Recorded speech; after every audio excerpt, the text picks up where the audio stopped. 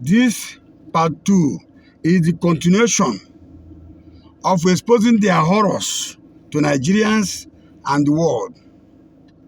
Murtala Nyako was behind Union Home, tricking me to buy a house in Prince and Princess Estate in Abuja, 2003.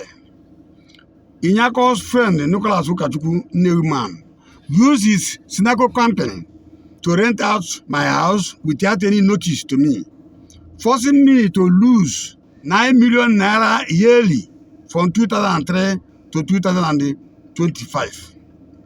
Nearly 200 million naira in conjunction with the criminals who some are lawyers and robbers unlawfully living in my 2 houses in one compound.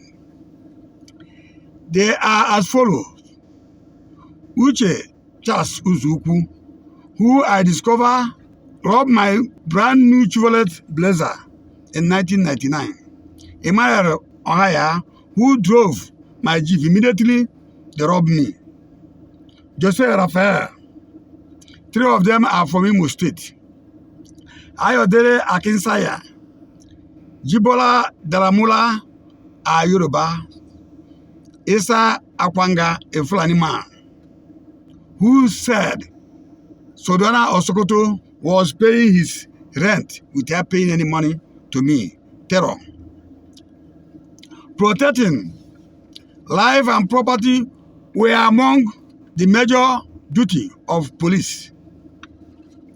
IGP Kayode, his FPRO Nnojap, and CP Abuja ignore our petitions before them to investigate those illegal occupiers in my house with many exhibits, especially the document forged in my name as a threat against my life by the armed robber Uche Chasuzuku, a man from my village who scammed so many money through my workers and later murdered them. When I was working hard in my other company in Great Japan, Murtala Nyako and the Pastor Nicholas Ukachukwu used the same synagogue to defraud Adamawa state government multiple billion naira. I wrote a petition against Nicholas Ukachukwu and the Union Home to Zone 2, Lagos. Policemen of my own tribe investigated. Union Home honor their invitation, but Nicholas Ukachukwu ignored. Union Home gave evidence that I was the rightful owner of the house in question. They even brought a memo that Nicholas Ukachukwu had used synagogue company to put someone in my house. I was able to get a copy of this memo with my spectacle spy camera. Sign of Fulani dirty organized crime appear in the matter. All the Igbo's men involved in the investigation were transferred. The new AIG, a Fulani man, Fakai, took over Zone 2. Soon, Kola Ogunola, a Yoruba man who married a Fulani woman who I knew as most corrupt police officer from handling one of our cases in CID Panti, Lagos, came into Zone 2 and took over our case. That was when Redeemed Church Pastor Daniel Nwokodi, Nicholas Ukachukwu manager, visited Zone 2. I was present in the meeting in Kola's office. Daniel mentioned that my Abuja house had been burned down and they had written a petition to IGP, a Fulani man, rigging them to transfer the case to Abuja, with me, Anacho, being the suspect. Kola invite the Union Home staff. Next day, all of us had a meeting before AIG Fakai. Daniel Nwokedi repeat that they had petitioned IGP rigging to transfer the case to Abuja with me as a suspect for burning my house, an action to poison me to death in detention. For their multiple billion naira loan, they have fraudulently collected in our company names, who some police like Kola have proved they profit from the fraud. Scammers. I told the AIG, it was impossible to label me as a suspect. I hand over the copy of Union Home Memo. All of them were shocked because they have to arrest the people who go put in the house first. The AIG order to charge both of them to court for attempting to defraud me. This is the charge sheet. Later, AIG allowed them to go and they rebuilt the house. They rebuilt the house completely. Kola seized the case file, including the police investigation report dated 13 May 2011, and disappeared from Zone 2.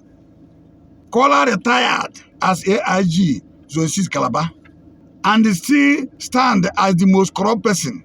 Upon my call to him, knowing fully well that those criminals in my house were there to kill me, he refused to give me the police report, to hide any involvement of police in my house. Many police officers are profiting from the money they are looting from holding my house as a threat to my life if I go there. Tony is another new man, one of the referees for our company, Nnojap account, in Union Bank. Tony with his friend, lawyer Nnojap from Ihiara, both from Anambra State, stole the remaining $20 million to buy plane for their AP's airline. Is being a lawyer in Nigeria a license to be heartless by living on the flesh and blood of many rich Igbo businessmen? Being a good person should not be a reason to target me. A good woman exposed in open media that the late Chief Adebanjo, the leader of Afanifere, was born in April, the month Nnamdi Kanu, who live in Great Britain, with his criminal gang, attempted to murder me in Ikeja. Also, the late Chief Edwin Clark, the Joe leader, was born in May. Listen carefully. The month lawyer Osuala and the Adamawa driver tried to murder me with the Ohaneze invitation. Both dead leaders study law in Great Britain, where they fraudulently transferred $43 million from our $63 million insurance claim, which they looted from Union Bank, although it was later returned to Nigeria. While I was exposing their crime with 14. Chief Adebanjo died on 14 February. Chief Edwin Clark died 4 days later on 18 February 2025. In line with courtesan, Great Britain ought to be blamed for training and sending so many toxic human beings to Nigeria.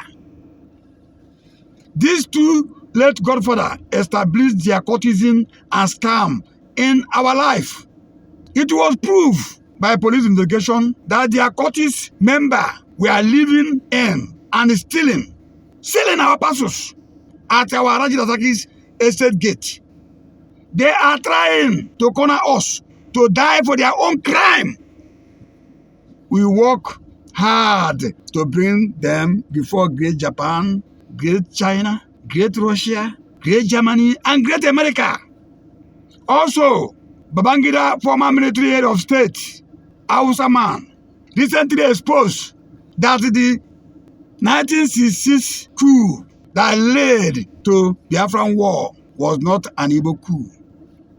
President Ramaphosa continued to advise President Tinubu to stop this injustice against law-abiding citizens like me and enter action in conjunction with the judiciary to solve our problem already finally addressed in respect of the bona fide government gave to us, the genuine diaspora investor.